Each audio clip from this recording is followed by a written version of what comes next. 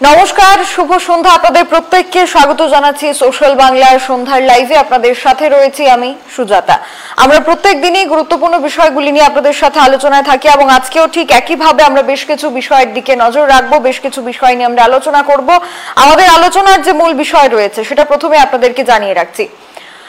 আপনারা জানেন যে রাজ্যে পঞ্চায়েত নির্বাচনের ঘোষণা হয়েছে এবং এই পঞ্চায়েত নির্বাচনের ঘোষণা হওয়া থেকে শুরু করে এখনো পর্যন্ত প্রায় প্রতিদিন কোনো না কোনো ঘটনা চলে যাচ্ছে এবং সেই ঘটনাগুলি কি, সেই ঘটনাগুলি যদি আমরা দেখি তাহলে রাজনৈতিক সন্ত্রাস শুরু হয়ে গেছে এই পঞ্চায়েত নির্বাচন ঘোষণা হওয়ার সাথে সাথে। বিভিন্ন জায়গায় রাজনৈতিক সন্ত্রাস হওয়ার যে ঘটনাটা, সেই ঘটনাটা সামনে আসছে এবং সেটা নিয়ে অভিযোগ জানানো হচ্ছে। কিন্তু প্রশ্ন হচ্ছে যে এই ধরনের ঘটনাগুলি রাজ্যে কেন সংঘটিত হচ্ছে এবং প্রশাসন কতটুকু তৎপর রয়েছে। আমরা এই বিষয়ের দিকে নজর রাখবো এবং কি কি ঘটনাগুলি ঘটেছে যার কারণে বলা হচ্ছে যে এই রাজনৈতিক সন্ত্রাস শুরু হয়েছে। শুধুমাত্রই যে বিরোধীরা আক্রান্ত হচ্ছে তা কিন্তু নয়, দেখা যাচ্ছে যে এবার শাসক দলের নেতৃত্বরাও, শাসক দলের প্রতিনিধিরা আক্রান্ত হচ্ছেন, অর্থাৎ আক্রমণ পাল্টা আক্রমণ দেখা যাচ্ছে। এবং ঠিক এই সময় দাঁড়িয়ে সাংগঠনিক বৈঠকে রয়েছেন রাজ্যের মুখ্যমন্ত্রী। বিজেপি প্রদেশ কার্যালয়ে আজ আবারও পঞ্চায়েত নির্বাচনকে সামনে রেখে রাজ্যের মুখ্যমন্ত্রীকে বৈঠকে বসতে দেখা গেছে, যেখানে উপস্থিত সদস্যদের মধ্যে প্রদেশ বিজেপির সভাপতি রাজীব ভট্টাচার্য এবং ক্যাবিনেট মন্ত্রীরা এবং অন্যান্য নেতৃত্ব এবং 7টি মোর্চার সভাপতিদেরকেও দেখা গেছে। তো এক্ষেত্রে দাঁড়িয়ে যদি আমরা দেখি তাহলে এই রাজনৈতিক সন্ত্রাস, এখানে আক্রমণ পাল্টা আক্রমণ রয়েছে, যেখানে শুধুমাত্র বিরোধী রাজনৈতিক দলের অভিযোগ নয়, এই রাজনৈতিক সন্ত্রাসের খোদ শাসক দলের নেতৃত্বরাও এই অভিযোগটা করছেন। তারাও বলছেন তারা আক্রান্ত হচ্ছেন। আজ এমনই একটি ঘটনা ঊনকোটি জেলা থেকে উঠে এসেছে। আমরা বিস্তারিত বিষয়গুলিতে যাব এবং আপনাদের কি মতামত রয়েছে সেগুলি আমরা নেওয়ার চেষ্টা করব। তার আগে বেশ কিছু ঘটনা আপনাদের সামনে তুলে ধরা প্রয়োজন।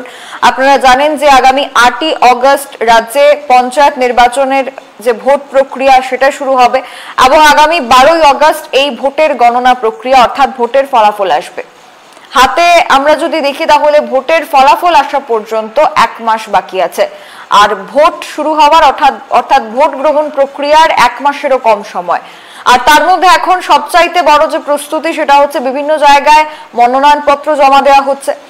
কিন্তু একদিকে মনোনয়নপত্র জমা দেওয়া হচ্ছে এবং সেই মনোনয়নপত্র জমা দেওয়াকে কেন্দ্র করে আমরা দেখতে পাচ্ছি যে নানা অভিযোগ উঠে আসছে। এখনো পর্যন্ত শাসক দলের পক্ষ থেকে মনোনয়নপত্র জমা দেওয়া শুরু হয়নি। বিভিন্ন জেলা, বিভিন্ন মহকুমা থেকে কোনো খবর আসেনি, অর্থাৎ হয়তো একই দিনে একত্রিতভাবে শাসক দলের প্রতিনিধিরা তাদের নমিনেশন জমা দেবেন।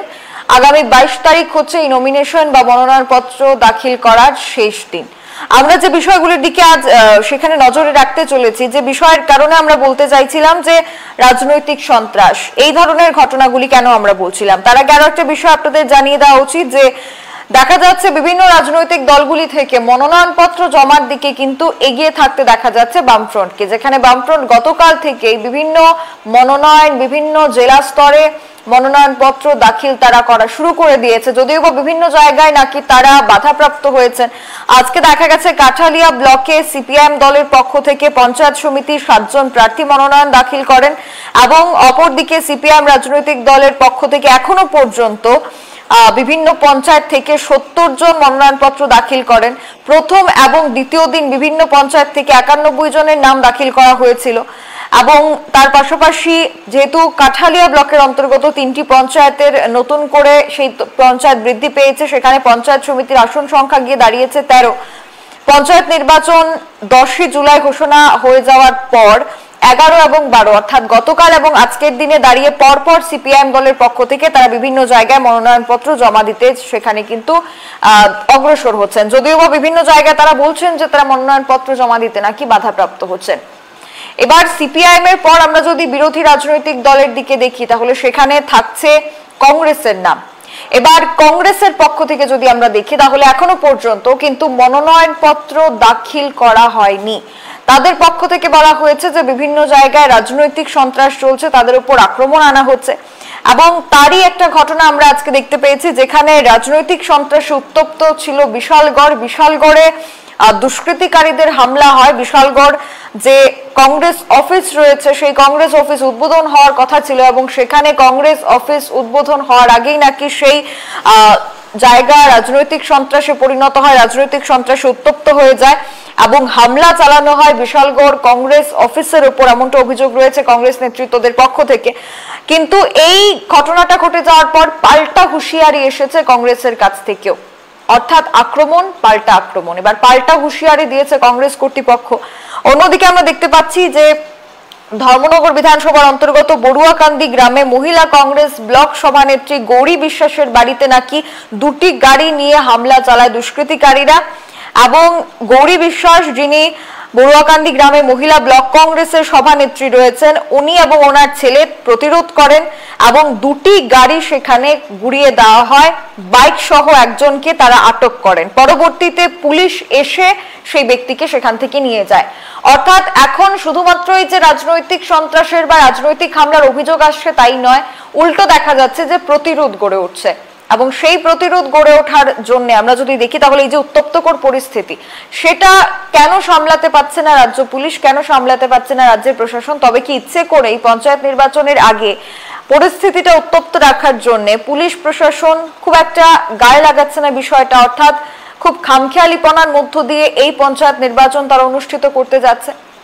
আমরা যদি দেখি তাহলে বেশ কিছু রাজ্যে, বিশেষ করে পশ্চিমবঙ্গে অর্থাৎ আমাদের পার্শ্ববর্তী রাজ্য পশ্চিমবঙ্গের দিকে যদি আমরা দেখি তাহলে সেখানে পঞ্চায়েত নির্বাচনে কি ধরনের পরিস্থিতি সৃষ্টি হয় বা রাজনৈতিক সন্ত্রাসের যে খবরগুলি উঠে আসে ঠিক সে ধরনের পরিস্থিতি পঞ্চায়েত নির্বাচনের আগে ত্রিপুরাতে যাতে সংঘটিত না হয় তার জন্য আগে থেকেই একটা আশঙ্কা করা হয়েছিল বিরোধী রাজনৈতিক দলের পক্ষ থেকে। তারা এটা দাবি করেছিলেন যাতে কেন্দ্রীয় বাহিনীর জওয়ানদেরকে খুব অতি সত্বর মোতায়েন করা হয় এই গোটা রাজ্যে যেখানে যেখানে পঞ্চায়েত নির্বাচন চলবে সেই প্রত্যেকটি পঞ্চায়েতে, যাতে কেন্দ্রীয় বাহিনী জওয়ানদের মোতায়েন করা হয়। রাজ্য পুলিশের উপর প্রথমত নিরপেক্ষতার বিষয় নিয়ে ভরসা বা বিশ্বাস করতে চাইছে না বিরোধী রাজনৈতিক দল।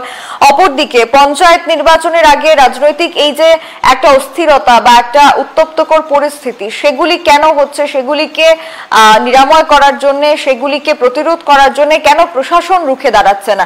একের পর এক বিভিন্ন ঘটনা কিন্তু আমরা দেখতেই পাচ্ছি, যেখানে গতকাল থেকে অর্থাৎ নির্বাচন ঘোষণা হয়ে যাওয়ার পর থেকে 10 জুলাই নির্বাচন ঘোষণা হয়েছে, সেই 10 জুলাই থেকে এখনো পর্যন্ত আমরা দেখতে পাচ্ছি একের পর এক ঘটনা কিন্তু সেখানে উঠেই আসছে। একের পর এক ঘটনার পরবর্তী সময় আমরা দেখতে পাচ্ছি যে আক্রমণ পাল্টা আক্রমণ চলছে, বিভিন্ন জায়গায় বিভিন্ন ভাবে অভিযোগ করা হচ্ছে। শুধুমাত্র অভিযোগ আমরা বলবো না, দেখা গেছে বিভিন্ন জায়গায় কিন্তু শাসক দলই অভিযোগ করছে।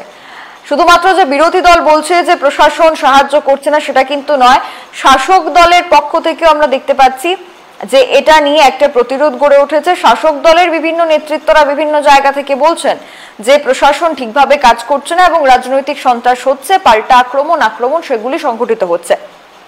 এই ঘটনাটা আমরা বলছি তার কারণ হচ্ছে যে ঘটনাটা উঠে এসেছে ঊনকোটি জেলা থেকে, ঊনকোটি জেলার রাজনগর ব্লক পঞ্চায়েত সমিতির অফিস থেকে। সেখানে বলা হচ্ছে যে পঞ্চায়েত নির্বাচনকে সামনে রেখে রাজনগর ব্লকে পঞ্চায়েত সমিতি এবং বিভিন্ন পঞ্চায়েতে নমিনেশন জমা দিতে গেলে দুর্বৃত্ত বাহিনী দ্বারা মারাত্মক আক্রমণের শিকার হন বিজেপির রাজ্য সম্পাদক মণ্ডলীয় সদস্য প্রাক্তন বিধায়ক সুধন দাস। তিনি নাকি বিভিন্ন সেখানে আক্রমণের শিকার হন বলে সেখানে তিনি অভিযোগ জানিয়েছেন এবং সেটা যদি আমরা দেখি তাহলে এই মুহূর্তে দাঁড়িয়ে তাদের পক্ষ থেকে অভিযোগটা করা হয়েছে, তারা আক্রমণের শিকার হয়েছেন এবং তারা এই মুহূর্তে দাঁড়িয়ে এই আক্রমণের প্রতিরোধ গড়ে তোলার জন্য আমরা দেখতে পাচ্ছি যে রাস্তায় বসে সেখানে রাস্তায় বসে পড়েছেন, রাস্তায় ধর্ণা সেখানে দিতে বাধ্য হচ্ছেন। তার কারণ তাদের পক্ষ থেকে বলা হচ্ছে যে তাদের উপর আক্রমণ আনা হয়েছে, অর্থাৎ এই যে পঞ্চায়েত নির্বাচনে বিভিন্ন জায়গায় মনোনয়নপত্র দাখিল করতে যাওয়ার পথেই নাকি তারা বাধার সম্মুখীন হয়েছেন এবং তাদের হাত থেকে সেখানে সম্পূর্ণ কাগজ সমস্ত নথিপত্রগুলি ছিনিয়ে নেওয়া হয়েছে বলে এমন অভিযোগ কিন্তু ইতিমধ্যে উঠে আসছে। এবং সেই অভিযোগগুলি উঠে আসার পর দেখা গেছে যে পুলিশের যে সংখ্যা, সেই পুলিশের সংখ্যা কিন্তু খুবই নগণ্য ছিল এবং এই নগণ্য পুলিশের সংখ্যা থাকার কারণে এই পরিস্থিতি সামাল দেওয়া যায়নি এবং সেটা খুব ভয়ঙ্কর পরিস্থিতি হয়ে উঠতে পারত। এবং একই চিত্র বিভিন্ন জায়গা থেকে উঠে আসছে, তাহলে কি প্রশাসন ব্যর্থ হয়ে পড়েছে এই গোটা বিষয়টা সামাল দিতে? প্রশাসন কি সম্পূর্ণরূপে সেখানে ব্যর্থ হয়েছে? এই পঞ্চায়েত নির্বাচনের আগে, নির্বাচনের পরের পরিস্থিতি এবং বর্তমান পরিস্থিতি, নির্বাচন ঘোষণা হওয়ার পর থেকে যে পরিস্থিতির সৃষ্টি হয়েছে সেটা নিয়ন্ত্রণ করার জন্য প্রশাসনের পক্ষ থেকে ঠিক কি ধরনের পদক্ষেপ নেওয়া হয় সেটা নিয়ে অনেকটা দ্বন্দ্বে থাকতে হচ্ছে। প্রশাসনিক স্তরে আরো কি বেশ কিছু গাইডলাইন সেখানে মানা উচিত ছিল? প্রশাসনিক স্তরে আরো তৎপরতা বা কঠোরতা সেখানে বজায় রাখা উচিত ছিল? এবার প্রশ্নটা শুধুমাত্র রাজ্য সরকারকে করলেই হবে না, রাজ্য নির্বাচন কমিশন এই বিষয়গুলি নিয়ে আগে থেকেই ভাবনা চিন্তা করেছে নাকি আগামী দিন অর্থাৎ যতই ভোটের তারিখ এগিয়ে আসবে তত এই বিষয়গুলির গুরুত্ব বুঝে তারা কেন্দ্রীয় বাহিনীর জওয়ান মোতায়েন থেকে শুরু করে অতিরিক্ত যে নিরাপত্তা, সে অতিরিক্ত নিরাপত্তা পঞ্চায়েত এলাকাগুলিতে, ব্লক এলাকাগুলিতে তারা সেখানে দিয়ে দেবেন কিনা সেটা যেমন দেখার বিষয় রয়েছে, ঠিক তেমনি এই নির্বাচনটাকে ঘিরে যাতে রাজ্যের মানুষ, যারা ভোটাররা রয়েছেন তারা সুরক্ষিত থাকেন সেটা দেখার দায়িত্ব প্রশাসনের এবং রাজ্য নির্বাচন কমিশনের। এবার রাজ্য নির্বাচন কমিশন কতটুকু নিরপেক্ষভাবে এবং বিশেষ করে যে যে বিষয়গুলির উপর গুরুত্ব দেওয়া উচিত যাতে কোনো ধরনের রাজনৈতিক বিশৃঙ্খলা বা কোনো ধরনের হামলা, হুজ্জতি, আক্রমণ, পাল্টা আক্রমণ এগুলি সংঘটিত না হয়, তার জন্য রাজ্য নির্বাচন কমিশন ঠিক কি কি পদক্ষেপ গ্রহণ করবে সেটাও দেখার বিষয় রয়েছে। আমরা অবশ্যই বিষয়গুলি নিয়ে আপনাদের সাথে আলোচনা করছি, আপনাদের কি মতামত রয়েছে তো অবশ্যই জানাবেন। অপর দিক থেকে যদি আমরা দেখি তাহলে বিরোধী দলের অপর পক্ষ যারা রয়েছে অর্থাৎ শাসক দল তারা অনেকটাই আত্মবিশ্বাসী শুরু থেকেই যে পঞ্চায়েত নির্বাচনে সবকটি পঞ্চায়েত তাদের দখলে যাবে। এবার আমরা দেখতে পাচ্ছি পঞ্চায়েত নির্বাচন ঘোষণার আগে, লোকসভা নির্বাচনের পর থেকেই দফায় দফায় বিভিন্ন সময় রাজ্যের মুখ্যমন্ত্রী নিজের নেতৃত্বে, নিজের দায়িত্বে তিনি বিভিন্ন বৈঠক অনুষ্ঠিত করছেন এবং আজকেও দেখা গেছে বিজেপি প্রদেশ কার্যালয়ে একটি সাংগঠনিক বৈঠক পঞ্চায়েত নির্বাচনকে ঘিরে এবং সেখানে মুখ্যমন্ত্রীর পৌরোহিত্যে সেই সম্পূর্ণ বৈঠকটি অনুষ্ঠিত হচ্ছে এবং সেখানে কি কি বিষয় নিয়ে আলোচনা হচ্ছে, তাহলে কি একেবারে চূড়ান্ত পর্যায়ের আলোচনা সেখানে সমাপ্ত হচ্ছে যাতে করে প্রত্যেকটি পঞ্চায়েতে যে নমিনেশন প্রক্রিয়া সেটা হয়তো গোটা রাজ্যের প্রত্যেকটি পঞ্চায়েতে একই সাথে একই দিনে অনুষ্ঠিত করার একটা পরিকল্পনায় রয়েছে বিজেপি। এবারে দেখার বিষয় 2019 এবং 2024 পঞ্চায়েত নির্বাচন ঠিক কি কি বিষয়ের উপর ভিত্তি করে সেটা আলাদা হয়। আপনাদের মতামত আপনারা জানাবেন আমাদেরকে। এখনকার মতো বিদায় নিচ্ছি, পরবর্তী খবরাখবরের জন্য অবশ্যই চোখ রাখবেন সোশ্যাল বাংলায়। নমস্কার।